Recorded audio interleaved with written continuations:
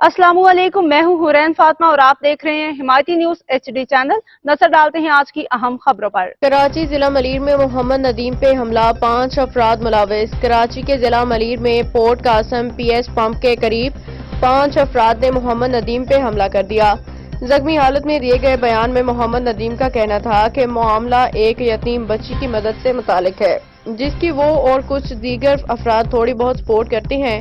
मोहम्मद नदीम के मुताबिक हमला आवरों में तौसीफ, तौकीर, मनसफ और उस्मान तौसीफ शामिल हैं, जिन्होंने मिलकर उन पर तशद्दुद किया। वाक़े के बाद जख्मी नदीम को बयान रिकॉर्ड करवाने के बाद जिना अस्पताल मुंतकिल कर दिया गया।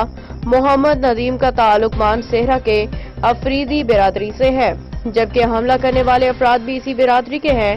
पुलिस वाक़े की मजीद तहकीकात कर रही है। मजीद तफसीलात आने पे खबर को अपडेट किया जाएगा। हाकिम अली दल की रिपोर्ट। मज़ीद अपडेट्स के लिए देखते रहें हिमायती न्यूज HD चैनल।